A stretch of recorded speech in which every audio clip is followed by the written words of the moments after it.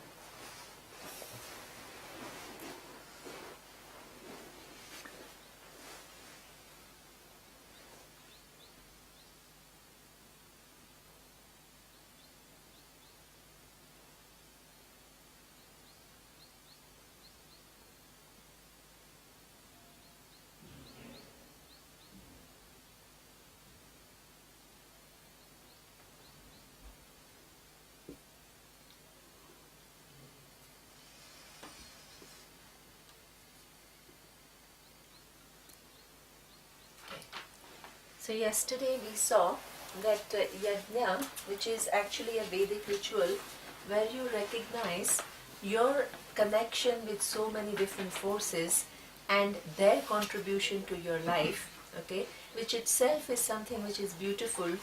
That itself can be sattvic, rajasic or tamasic, okay, depending upon what your intentions are and what you are looking for, okay. So what we saw is that when it is yashtavyam is a potential form, okay. It's in Sanskrit, it is a potential form, okay. So to be done, that is the meaning, okay. It is to be done by me, and phala anabhisandhaya means that without really looking for something in particular from it, is just my contribution. The focus is contribution and not what I want. Okay? So when that is done in that way, and it is mantrahinam, it is with proper making appropriate efforts, compensating people who are involved in that participation appropriately, then it becomes sattvic.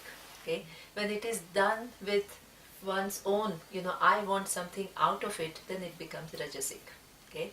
And when it is done with not following the vidhis properly, not making enough effort to chant the mantras properly, to know their meaning properly, it becomes tamasic. Okay? Now, as I had said, that very yajna, okay, one is a Vedic ritual, but the whole life is seen as a yajna. Okay? Now, you can ask, how do you get that meaning? Okay? So this is what we call, it's a teaching tradition. Teaching tradition is that all these books, anything that we teach, if you look at the verses, there are two lines, okay, the translation, okay. So I can just tell you the meaning and I can move on, right? Because I am following Sanskrit and I am telling you what each word means and then I move on. What will you get out of it? Nothing, okay. So that means there is this teaching tradition which is evolved over thousands of years. This is our heritage, okay. What are the source books? One, Adi Shankaracharya Bhashyam. Okay? On the Gita, which is otherwise just this much, if you just put together all the verses of the Gita, the book would be this thick. Okay? When you look at the commentaries of Adi Shankaracharya, it will become this much. That is the wealth of knowledge and the analysis and the tightness of thinking. Okay? And the broadness, not only just the tightness, but the broadness of thinking. Okay? So when you go and expose yourself to this kind of a teaching, you're getting into the source books.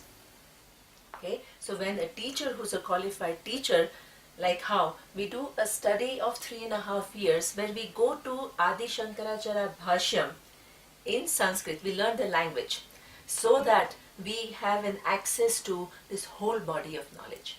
Okay?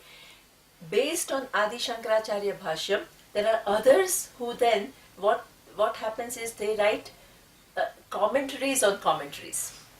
Okay, so you have, which is what we call tika. Okay, and on those commentaries you have footnotes, which is called tippani. So there is this verse, then it is analyzed very thoroughly. Okay, when Adi Shankaracharya makes any given statement, okay, he not only says, okay, this is what the Bhagavad Gita or Upanishad says, he shows why and how. Okay, and he also puts that given thought in tests it with all the other thoughts that are possible in his time. And he shows that, okay, two people are looking at this verse, two people are saying the same different things. Who is right? Okay, who is right? What is the criteria? Like I explained on the first day, the criteria always is, if it is the truth, it cannot be contradicted by reasoning. Very scientific. Okay? So that means that not only he substantiates why what he says is what is written in the Shruti, but and then shows how it is true with reference to what is, okay, and then tests this against all the other contemporary thoughts and says, if what I'm saying is right, I can show contradiction somewhere. Okay? And they cannot contradict what I'm saying, so what stays is the truth. This is the heritage that India has received. This is not a simple teaching. It's not like I'm just throwing out things, out of whatever I feel like doing. Okay? This is years and years and years of our tradition. Thousands of years of heritage that we have received. Okay? Now, what is the role of a teacher? The teacher not only has to first understand that whole wealth of knowledge which is available, okay, but then what? The teacher also uses one's own creativity, okay, to look at the contemporary life, okay, and also without sacrificing the meanings, okay, adds one's own creativity to create meanings in the present day context. Okay, so that means, but without transgressing the actual meaning, without sacrificing the intention of what the Shruti is saying. Okay, now that means that the teacher is adding something within the parameters like Indian classical music or any other classical music. I don't know other classical music, but there are rules of raga. You learn for years with your teacher, okay? But when you render, do you exactly follow what the teacher? No. You have your own creativity. You have your own place. But you can't transgress the rules of raga. Okay? Then the teacher passes it on to another student. The other person receives it. Okay? That other person adds one's own creativity but follows within the same certain rules which are part of the whole tradition. Okay? So this is how the teaching has come through to you. Right now it is available to you through this what we call Guru Shishya Parampara. Highly sophisticated body of knowledge is passing from generations to generations. The fact that it is available to you with such amazing precision, okay, and the depth and the width, it's something we are all carriers of the tradition. Okay, we are not creators of this tradition. We have verses which says Sada Shiva Samarambham Shankaracharya Madhyamam Asmadacharya Paryantam Vande Guru Parampara. Student, teacher, highly evolved thoughts. They are not ordinary thoughts. So one has to have certain sanctity, one has to have some respect for the whole teaching tradition. Neema, you just gave up, you just said a verse. I didn't understand it. Okay, it only means starting from where is the knowledge coming from? What is the source of knowledge? Okay, The source is Sadashiva. Sadashiva is Lord Shankara, Shiva. Okay, so that means what? What did we see? What is Shiva? Shiva is not one given form, right? It is all knowledge. In that all knowledge, which is manifesting in form of all these names and forms, within that all knowledge is the knowledge of the whole universe. And that is passed on. How is it passed on? Through people, right? What is the nature of I? What is the nature of the universe? What is the nature of the cause of the universe? Okay, so that means like every other knowledge. Okay, so when before Newton discovered the law of gravity, the apple was already falling, right? It's not that it only started falling when he discovered the law of gravity. The law of gravity was already there, which was not only making the apples fall, which was holding the earth where it was, okay, not colliding with the sun and other planets and other stars, okay, it was already there in the universe. What does a human mind do? It sheds one's ignorance about that fact.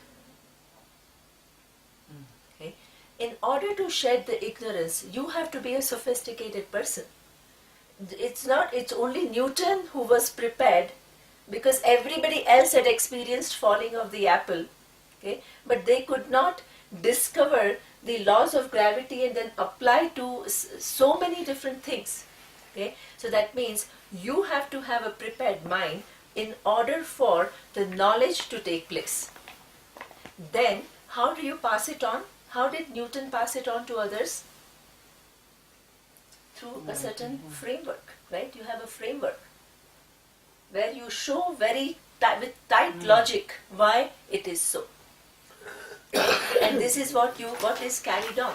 When you go to school, you learn, the teacher conveys to you what Newton had discovered and how he proved it to be right. Okay? And you have to expose yourself to that particular thing to see what is being said. Okay? But the source, where is the knowledge? Is Newton the creator of knowledge? No. The knowledge rested where? In that all knowledge, all intelligence and all power, which is manifesting the universe and using these forces to make everything what it is. So, source of not only Veda, but source of any knowledge is only this all knowledge, Ishvara. What human being does is captures that knowledge and removes one's ignorance.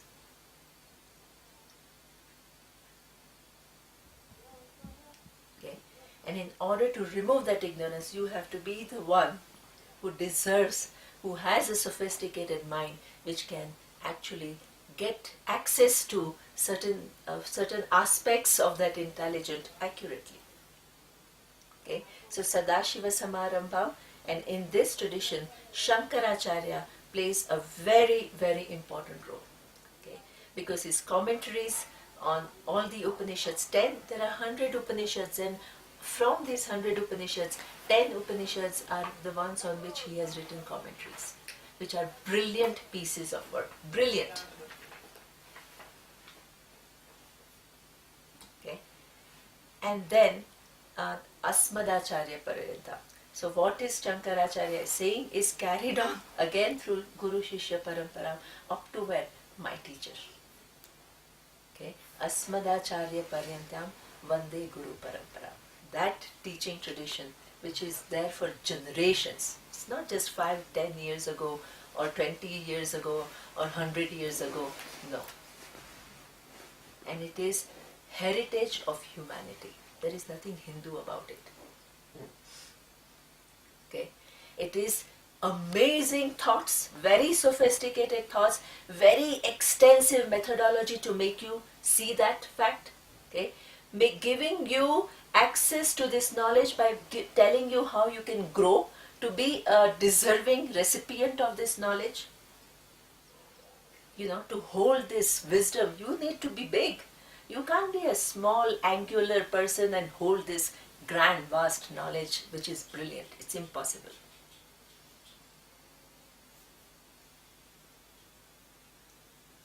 Okay? So this is what is, this is a human heritage, and humanity has a responsibility to save this body of knowledge, because it is too precious to be lost.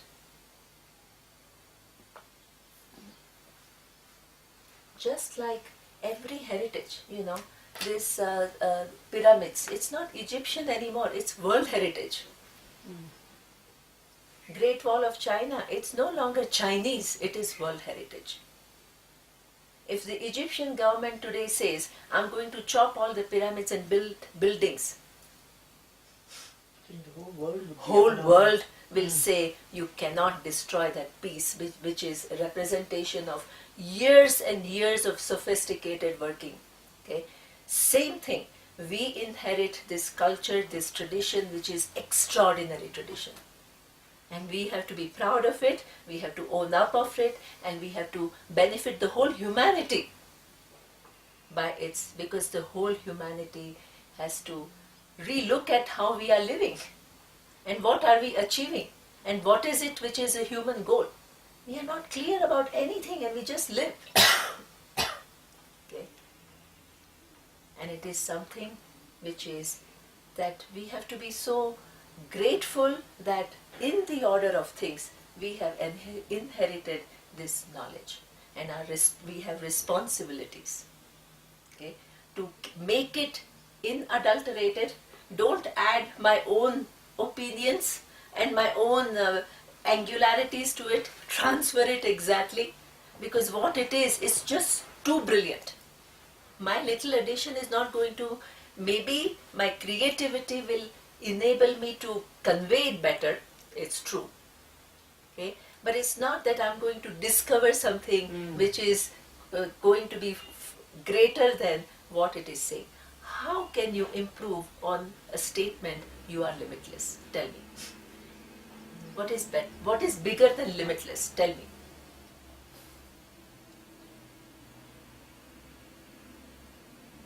Okay. The wealth of this tradition, in order to even understand the wealth, you need to have a certain maturity. Okay? So this is how the whole tradition of teaching is, that the meanings are created by the teacher, not because the teacher wants it or whatever. It's part of the whole extremely well analyzed tradition.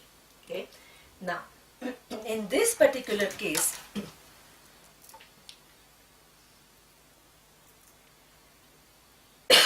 why does one take yajna as a participation? Okay? So there is a verse, as I told you, in the 3rd chapter of Gita and the 10th verse, which explicitly mentions this whole creation as a yajna. Okay? So it's not my creation or a creation of Shankaracharya. It is there.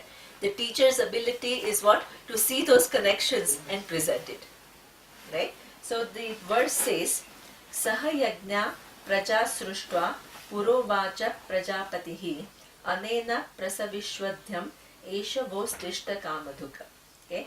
So here he says that along with the creation came the yajna. Yajna is what? The interconnectedness. Okay? So that means the world was set up in a way that my body needs air for it being alive. Okay? And there is an external air which is available to me. Okay? My body needs water, and the water is available to me. My body needs sunshine, and the sunshine is available to me. Okay? So the all, as Surya says, the space within which my body exists is given. Okay? The gravitational forces which will make sure that my body stays on the ground is all part of the laws. Okay? So that means the world is created in a manner that there is this whole system of interdependence. Everything is connected to the other. Okay? And within that connected universe, I am not just a silent observer, I am a participant. And the quality of my participation would depend upon what I understand of that universe and what do I understand of my place in that universe. Right? And this is what it says, that he says that anena prasavishwadvam yena votishta kamaduka. It will give you whatever you are looking for. Right? You can be looking for what? Artha. And your whole pursuit of life is artha. You'll make an effort, and in keeping with the quality of effort, you'll get that. The laws will provide you with that. You're looking for kama. Okay? You make an effort depending upon the quality of that effort. Right? Because if for that karma you can be either doing something wrong or you may not be doing anything wrong. So depending upon the quality of effort that you make, you will get the result. It is like kamaduk. Kamaduk is a wish-fulfilling cow. Okay. Then Can you say that again? Kamaduk? Kamaduk is wish-fulfilling cow in the sense that your participation... Kamadenu. Sorry? Exactly. Kamadenu. Okay. The Kamadenu is a character, a mythological character. Whatever you wish, the Kamadenu gives. Did you say cow or calm? Cow. Cow. Yeah. It means, actually it's very simple. You don't need to get into, what it means is that the level of your participation is, and what you do, you will get that back. The universe will give you how it is a reflection, what the experiences that you are going through at any given point in time is a result of what you have, the quality with which you have participated in it. Okay? So that means all the possibilities are there. The possibilities are there for artha, the possibilities are there for kama, the possibilities are there for dharma, right? And it will give you result for that. Right? You can at any given point in time become ethical. Okay? Not only just ethical, but what? We saw that swadharma, okay? Or contribution, and it will give you result for that. Okay? Or you can say, I am looking for knowing the realities, because even artha, dharma and kama does not really lead to the fulfillment that I am searching for. Okay? So that means then I need to re-look at my own nature. Okay? Am I the person who is basically lacking things? Am I the person who is basically limited? Am I the person who is basically a wanting person? Those conclusions themselves have to be examined, and I need to discover something different about myself through this body of knowledge. Okay? So that means if moksha is your goal, then you can even get that. Okay? And how to prepare to become the person who can understand the totality of that vision, the preparation to become a mature person is also what are the methods? How do you become a big person? All through all these frameworks, sattvic, rajasic, tamasic, even that is given. Everything is given. In this yajna, your participation is something that possibilities are there, and you can define your goals and you can decide your participation, and the results will be given to you in keeping with that. Who will decide? What will decide? The laws.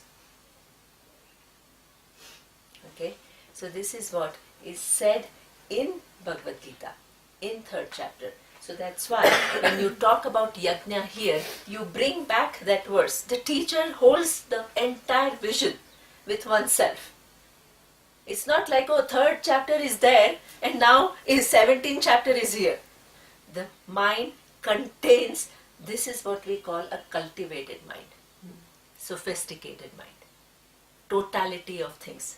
Not just one corner includes some information, other corner includes this information, and then said, yeah, but where does it come here?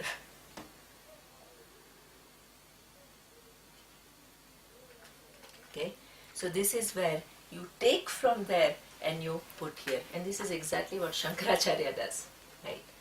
So, here again transferring that yajna into the life itself. Okay, what did we see?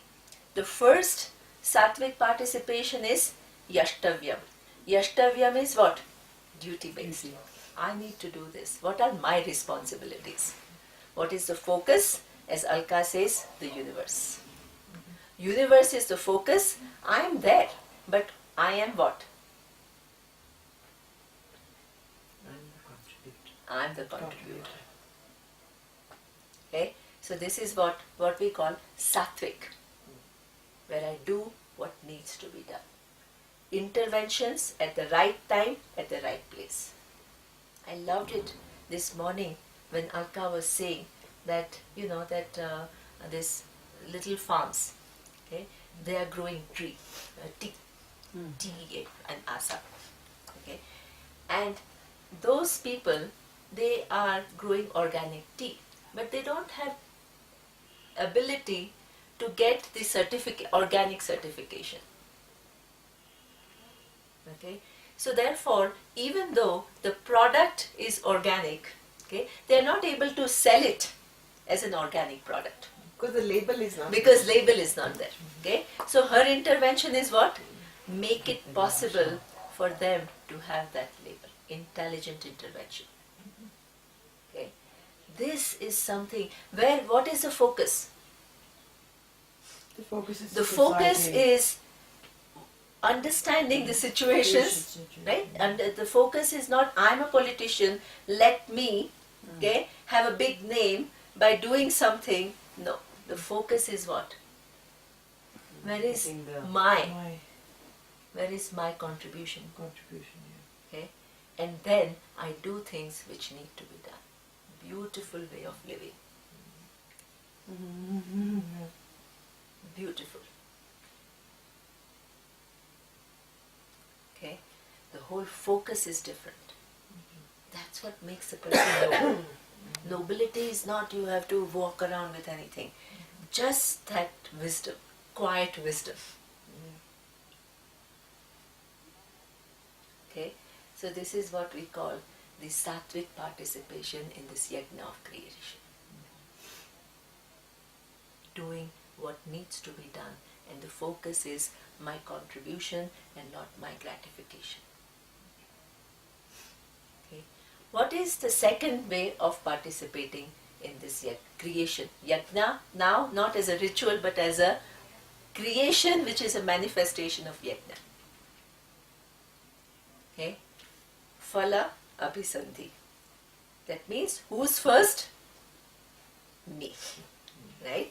That is what we call light-based. Okay? The focus, the center is not the universe, the focus is me. And I want the whole universe to subserve, to fulfill my needs.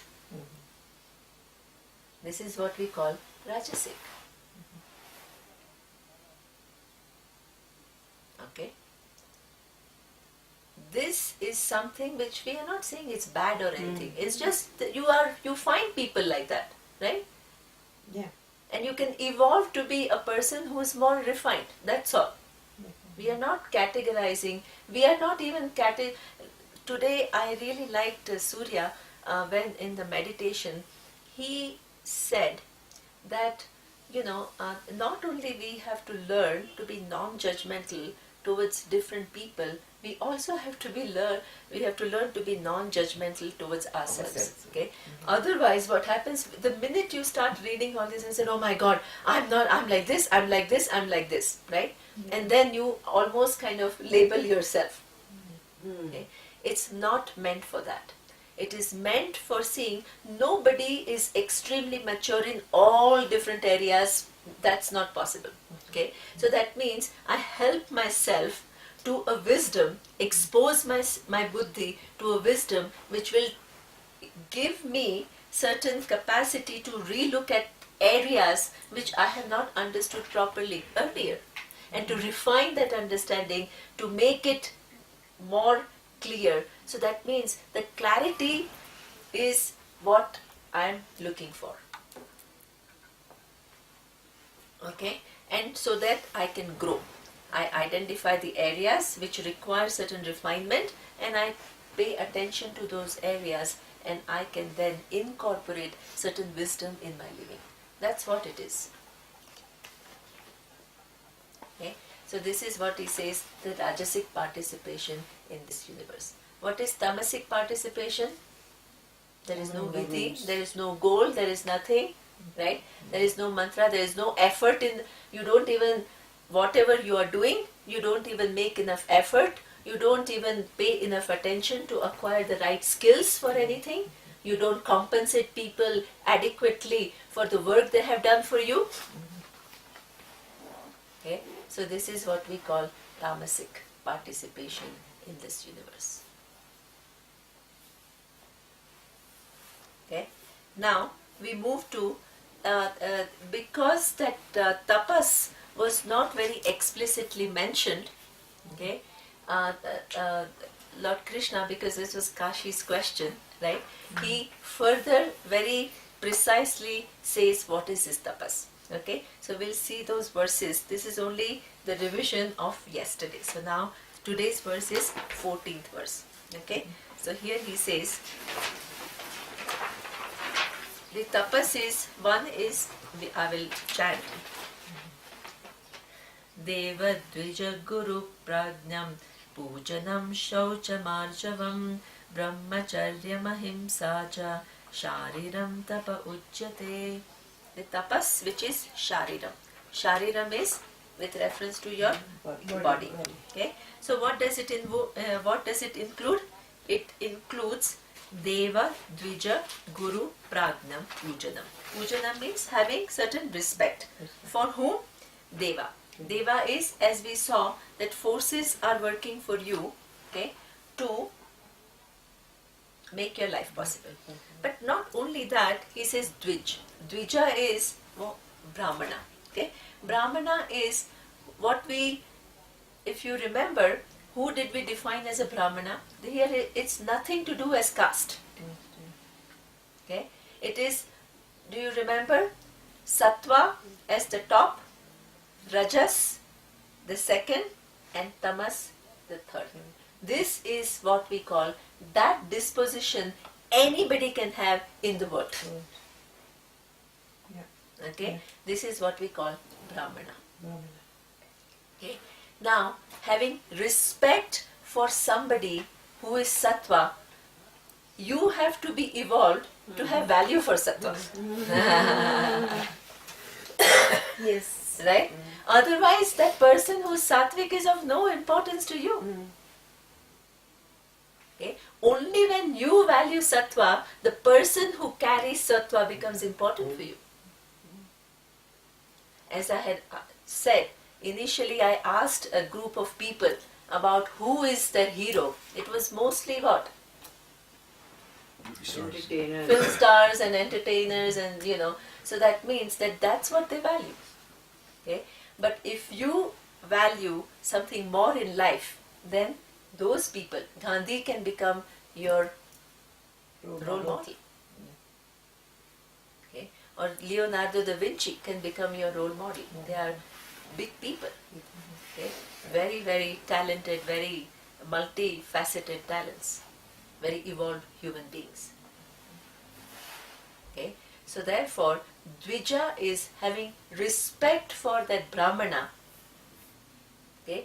Brahmana is somebody who has predominant sattvic person. Okay? You have to have an element of sattva to have value for that. Okay? So that means cultivate your taste. So who you are attracted to is somebody who is sattvic. Okay? So that is respecting a Dvija. Okay? Then Guru. Guru has a place. Okay? So now this teachers, what role, any text, okay, you can just basically, you can say, why do I need to go and study biology? There are all books around. Okay? Why do I need to go and study this Upanishads? There are so many books, there are so many commentaries. If you go to a library And if you go and see how many books are written based on all these Upanishads and Bhagavad Gita, you'll find plenty and plenty and plenty of books. What is the role of a guru? Okay?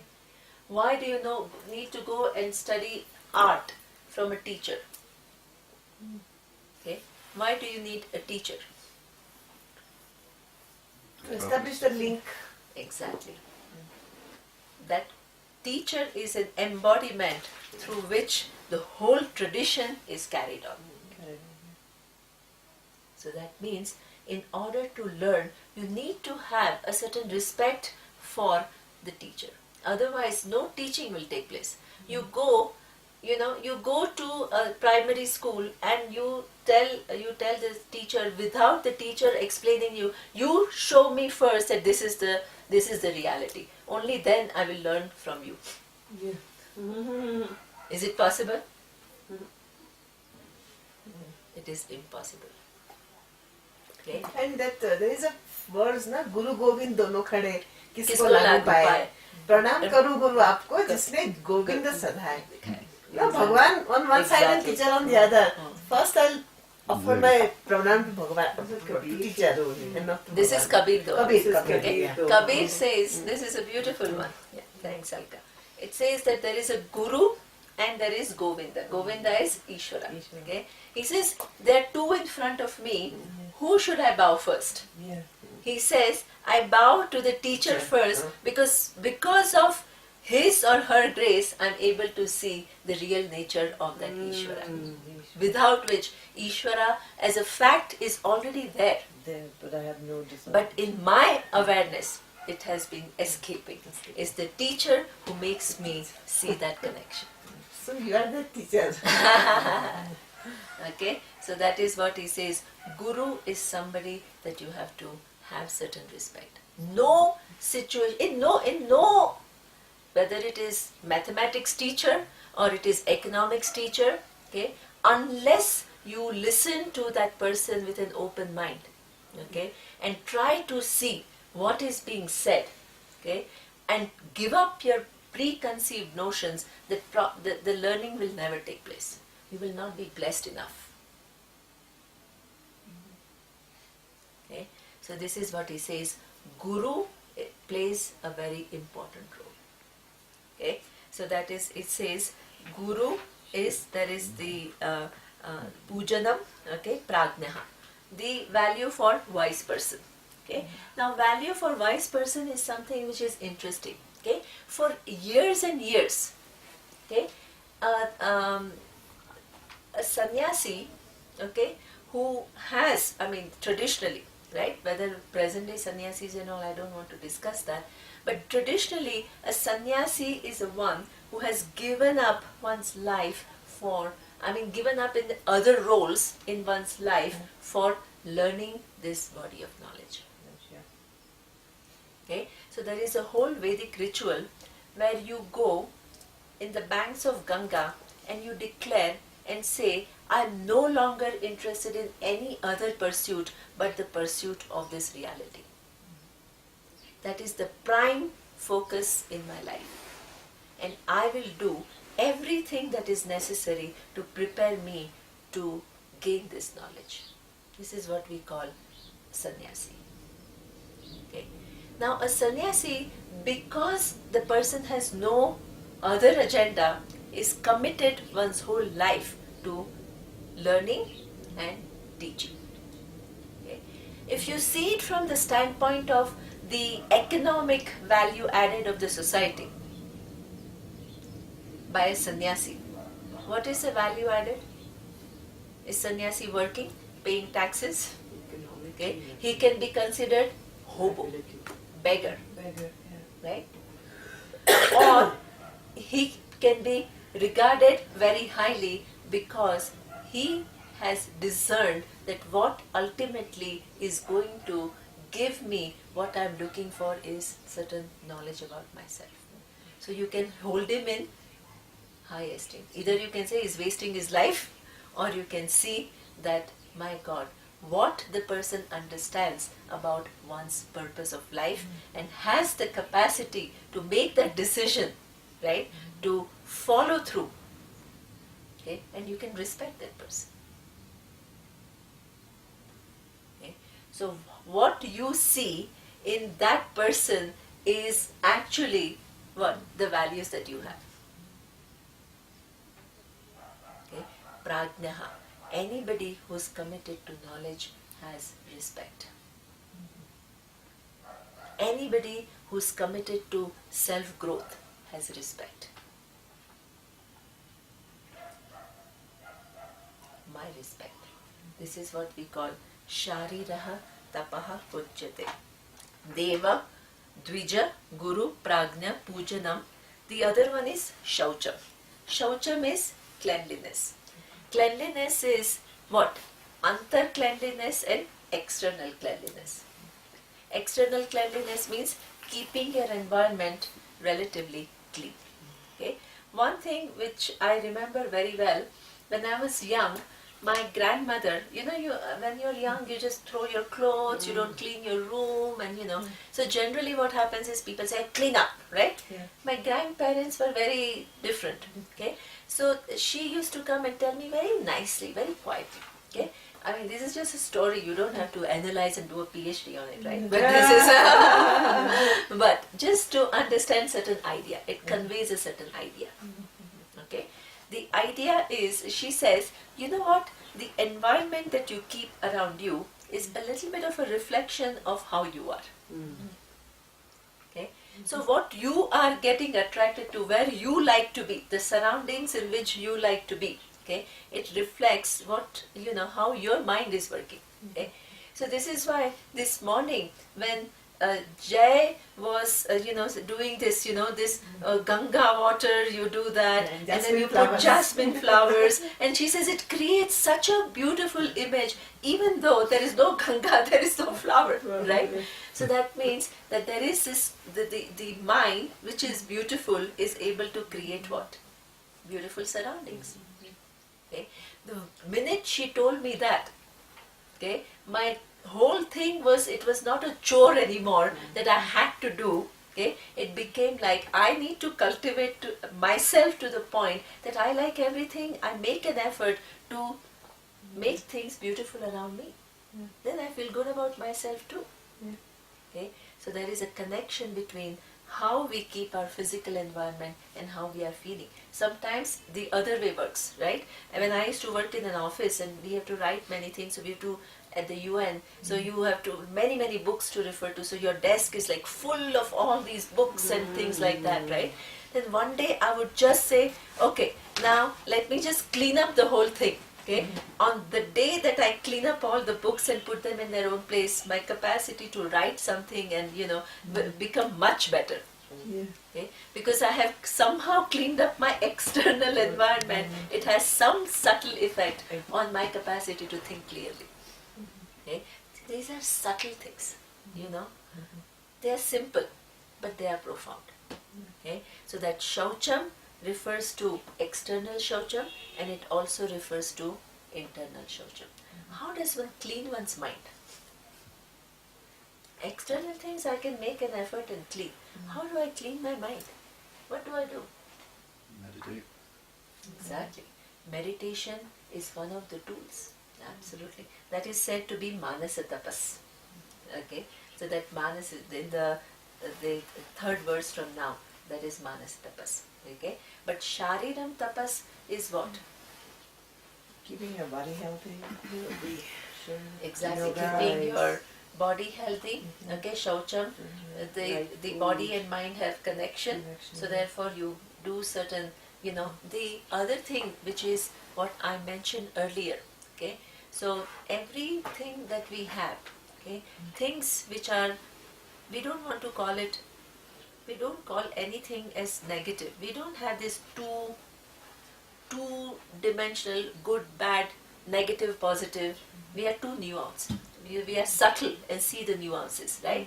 But at times our mind has things like anger, jealousy. Okay, so how do you take care of those things? You recognize that that's happening. Exactly.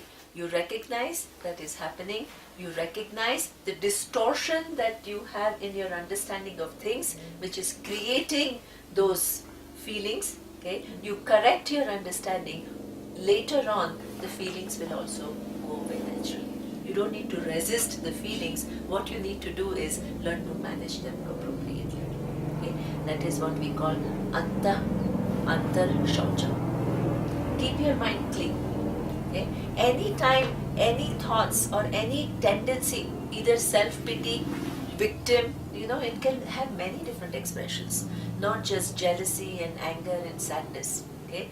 It's amazing how many people suffer from low self-opinion, low self-esteem. Even people who project themselves as very confident and very proud and very, in fact, the so-called superiority complex, it's actually a flip side of inferiority complex. Why?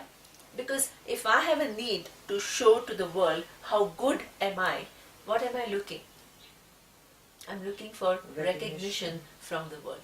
What does it mean? I don't have enough self-respect for myself when I need somebody else's approval to see myself in a certain light. Okay? So that means, or feeling of being victimized. This is a common thing, right? I'm good, but everything else out there is, this has a problem, that has a problem, this has a problem. The whole focus is, the whole system is not good, the country is not good, the society is not good, but I am very clever. I know all the solutions, and this is again a huge thing about that when I interact with the world, there is a certain amount of presumptuousness. Okay, that all has to go, because these are all false castles we build within ourselves. They have to drop.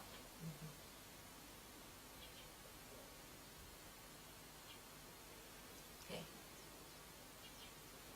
So this is what we say, the antar shaucham. Take care of your whole outlooks, your attitudes, your commitment to truth. It is just amazing. Sometimes we try to distort truth to conform to my pet ideas. Very common. Yeah.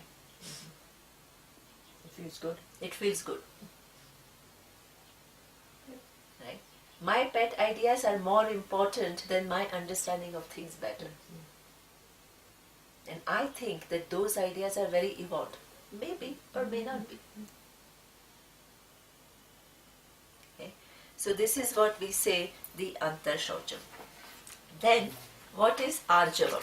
Arjavam is a very nice quality, which is what we call straightforwardness. Okay? Straightforwardness is what? Alignment between what you think, what you say, and what you do.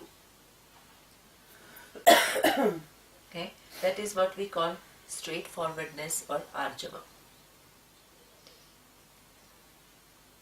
One thing which is very important is that whatever you think, you need not say and you need not do. Exactly. Right? Correct. Absolutely correct. Yeah. Whatever, because you are angry doesn't mean that you say things and then you do things. Okay? But when you say something, be sure that it is in keeping with what you think. That is different. Yeah. See the difference? Yeah. Okay? Or when I do things, make sure that it is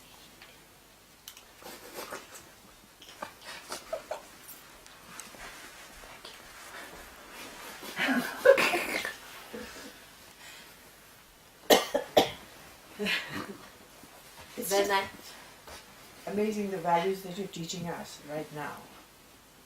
They're so relevant just to family life. absolutely. You know, that how you interact with a child and how they then interact in society. Absolutely. It's just like a spiral toy. Right? So one thing, yeah, exactly. So the Arjavam means there is an alignment. There is no conflict. Okay? When there is alignment, there is no conflict within you. When you have no conflict within you, cheerfulness will naturally come. Okay? So that is what we call Arjavam. Then Brahmacharya. Brahmacharya is the Sanskrit word, literally means Brahmani Charitum Sheelam Yasya. Okay? The one who has the habit of dwelling on Brahman. Brahman is what? Brahman is, it comes from the root Bru. Bruhi. Bruhi is in the sense of big. Now I will try to get into slowly, okay, this knowledge about the nature of I. Slowly, okay. Bruhi means, the Bruhi dhatu has in the sense of big. Okay. Now the word big is generally used as an adjective. Okay. So when I say a big mountain, what is the sense of bigness it conveys in your mind? Big mountain sense is solid. Big, Big, right? yeah. And when I say That's it. a big flower, what is the bigness it conveys in your mind? With reference to flowers. Exactly, right? So it's relative Right? to what So you're it talking is about. absolutely. The bigness that it conveys depends upon what? The situation. The noun it qualifies. Yeah, Big noun it is qualifies. actually used as an adjective. If Yeah. you just look at in terms of language, okay, Mhm. big mountain, mountain is the noun and big is the adjective. Adjective, yeah. Okay, so that means that big that it conveys depends upon the noun that it qualifies, Yes, yeah. right? Yeah. So that's why the noun here is flower. So the bigness it conveys it depending upon the noun it qualifies, right? Now when I use the word big not as an adjective but as a noun, okay, what does it mean? Bigness. It large. means bigness without any qualification. Yeah. Okay, so that means it is what? Expansive. Limitlessly Limitless. big.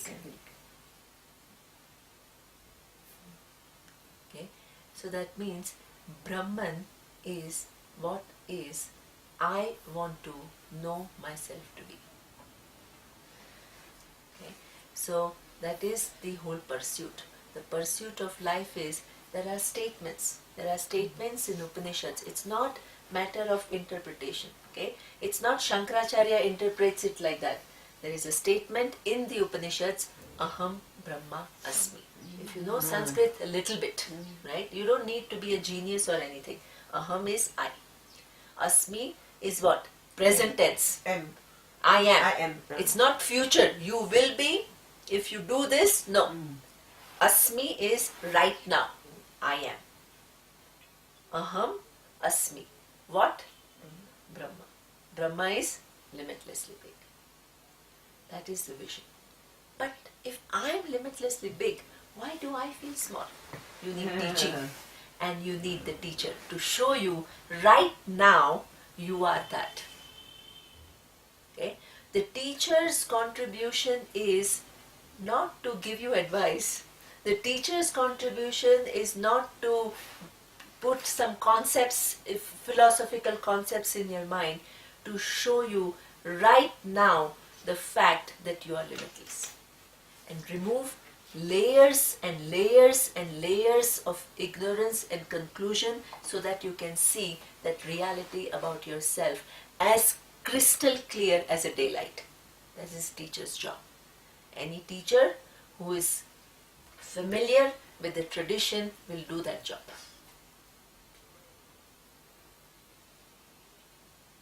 Okay, and my pursuit, Shariram Tapas, is what? Brahma, knowing that reality is my first priority. Okay, and to grow as a human being, so that I can understand that reality about myself is the whole vision of my life. Okay? If that is the vision of my life, then everything, every other pursuit, I need not give up, but in my understanding, it will be what? Secondary. Secondary. Exactly. It is just my understanding of things. I need not physically give up anything. So nice to have you, because immediately the meanings are created. Immediately, like that. Okay. That thing, that basically, that Brahmani Charitum Sheelam Yasya, Brahmachari, people thought, oh, the person who is not married and who doesn't, we have such crude meanings. What are the meanings? Are profound meanings. Okay? If the life priority becomes knowledge, the truth, and my growing to own up to that truth, then every other pursuit that I have becomes secondary. It subserves the vision that I have for me in my life. This is what we call brahmacharya. Okay? So brahmacharya, then in order to have that vision, one of the value, which is the primary value, is that of ahimsa. Ahimsa is non-violence. Non-violence in terms of what? Your physical actions, Manasa verbal, vachasa karmani. exactly. Vak, what you speak, how you speak. Okay, mind, everything. There is ahimsa. You don't think bad about anybody. You can analyze things, but it's nothing personal. You don't judge people. Okay, you can debate about ideas. Obviously, you have to debate. You have to cultivate your mind. You cannot just accept everything as, oh yeah, everything is fine. No. Okay, but there is nothing personal about it. Okay, this is something which is ahimsa. Ahimsa is basically you are a sensitive human being. Sensitive to the needs of others. So your participation is such that you do least harm possible.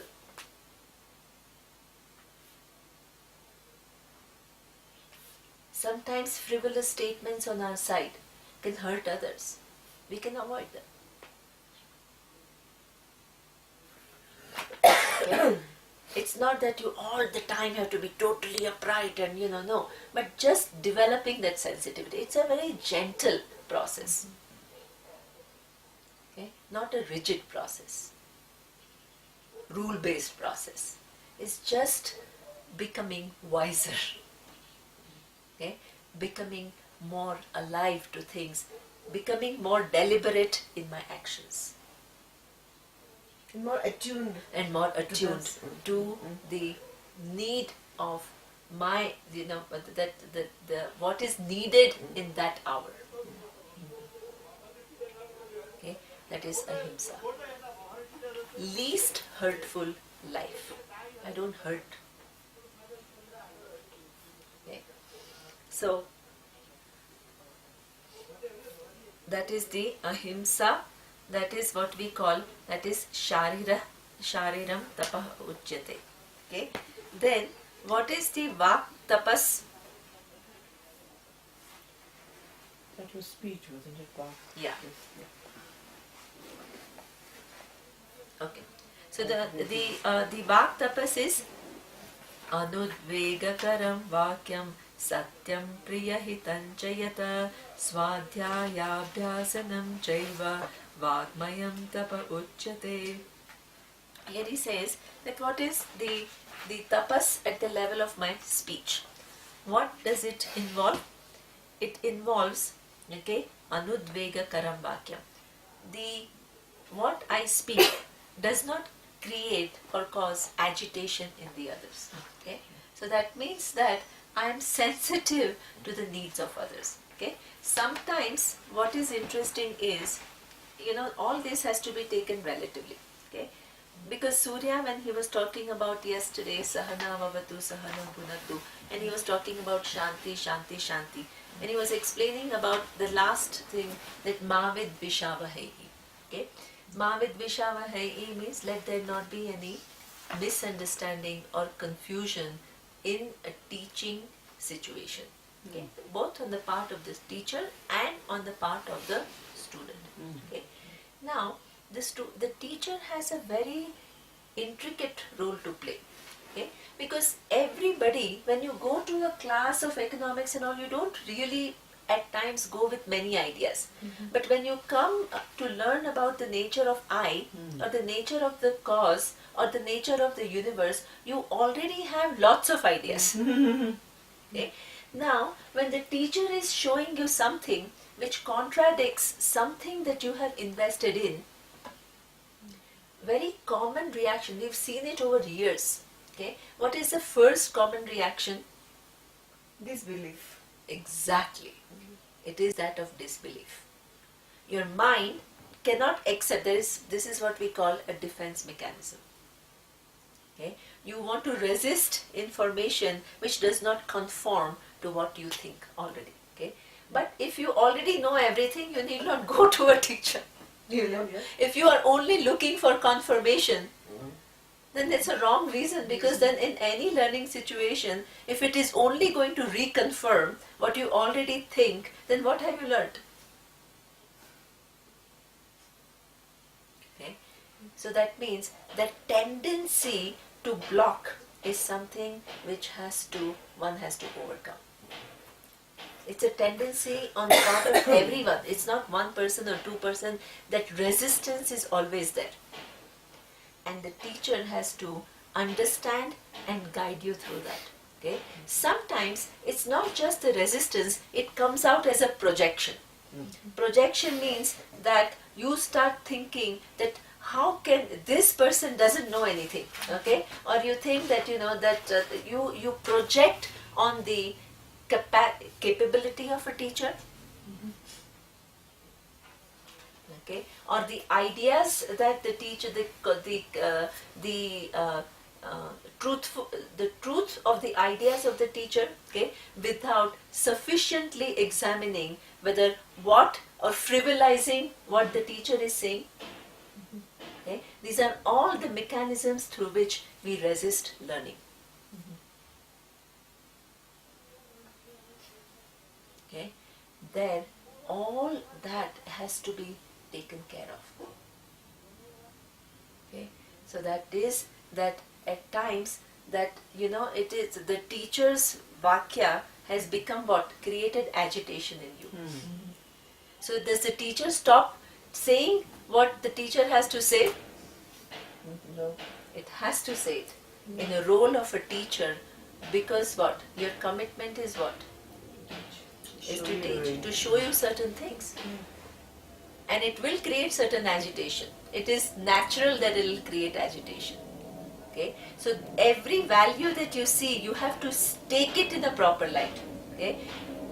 If I just make statements, okay, to displease with which are not very thoughtful and it can create agitation, it's a different thing. You see the difference between these two? In both there is an agitation created. Okay? In one, that agitation is necessary. Why is that agitation necessary? It will help you to move forward. And it shakes up the the existing paradigm. Okay? But that is necessary and healthy. Okay? But when the agitation is created because of your insensitivity, then what happens? It's frivolous. It is frivolous. Okay? So that is something that it anudvega karam vakyam. My vak is my speech. In the this thing, vak is equated to Agni. Agni is fire. Okay? Why? Fire performs two functions. Okay? One is the fire can bring light to certain things. So that means your speech can bring light to a certain facts. Okay? Or fire can burn, destroy. Okay? Thus a speech can also at times destroy. So that means you have to be deliberate in your speech. Okay? That is what we call vak tapas. Okay? So anudvegakaram vakyam satyam. Okay? Satyam means that you have to, it's very easy. Okay? Speak what is the truth. Okay? Now, in the whole Vedic tradition, a nuance is made. Okay? The nuance is there is a difference between Satyam and Ritam. Okay? What is the difference between Satyam and Ritam? Satyam is you say what you think. Okay? But Ritam is 1 degree higher. Make sure that what you think is right.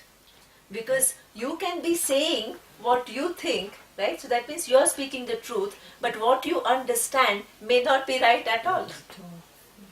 So, right, you not only have a responsibility to say what you think and not speak untruth, but you also have responsibility to make sure that what you think is right. That is what we call Ritam. Okay? This is evolving as a person. Okay? So that is what we call Satyam. Then Satyam, but not only Satyam, it is Priyam. Priyam is something which is Madhur. Madhur, right? Say it in a way that is not aggressive, right? You can sometimes be saying the right thing, okay? But you can say it in a way, the manner in which you say it. Sometimes, you have to say things which are not so easy, when you are taking a position of either a parent or a boss or whatever. Okay, you can't always be kind of, only, at times you have to give a feedback which is not so positive. But how you say it. Okay, Priyam. Okay, so this is where, in fact, very often, when something happens, okay, when we are angry with somebody, okay, we get into a mode where we say what? We start blaming, right? Harsh, blaming. Say, you're like that. Okay? That is what? Accusing. Yesterday Alka was saying that accusing is what? 1 finger there and 3 fingers here. Right?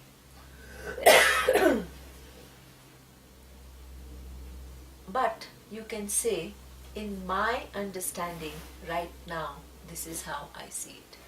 That is truthful. You are like that is an accusation. Okay? It's not that every time you only can say only pleasing things. At times you have to tell things which are necessary, which will create a certain, agitation. But how you say it is very, very important. You can be truthful, and at the same time you have to learn to be person who expresses whatever one feels in a gentle way. Very important.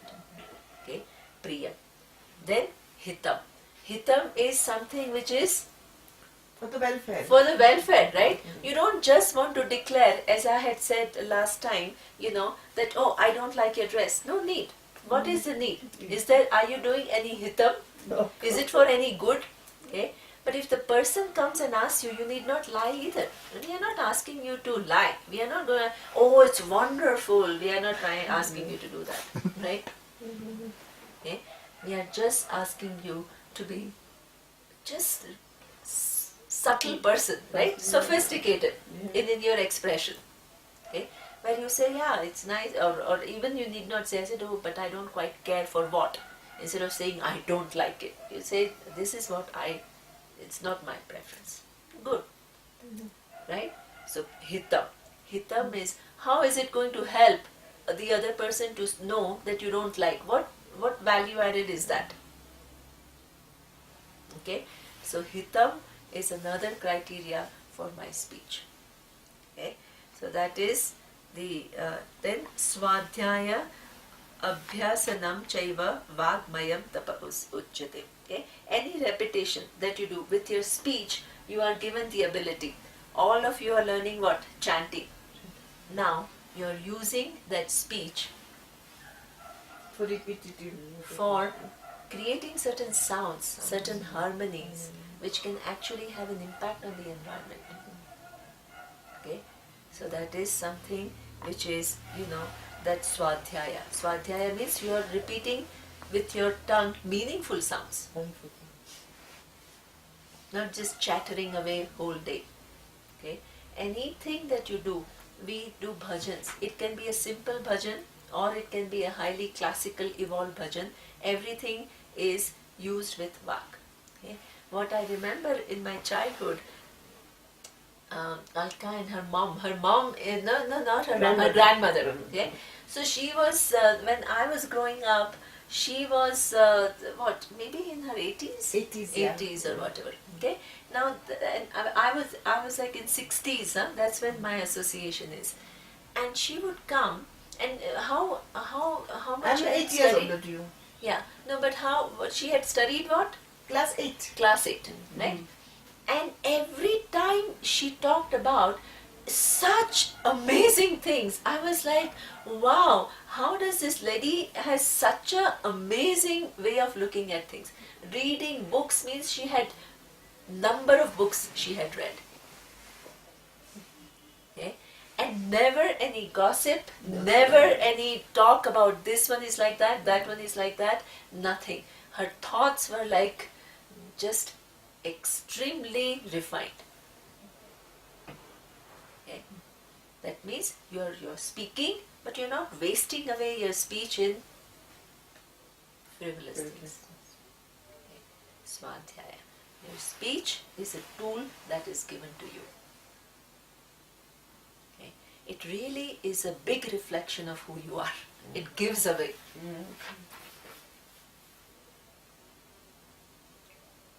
So this is what we say, that swadhyaya, how do you train it? By really investing in a way that you are cultivating your mind so that the speech will reflect what you are thinking, right? Okay. So swadhyaya abhyasanam. The more you cultivate your mind, what happens? Your speech becomes better, naturally. Otherwise, how do you improve your speech? Not by going to one-day workshop and say how to speak better. No.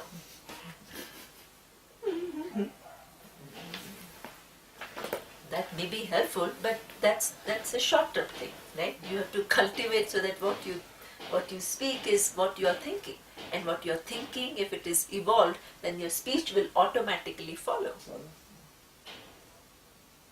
Okay? So swadhyaya and abhyasanam is what we call vagmayam tapaha ujjate. Okay? Then what is manasa tapas? That we will see in the next class.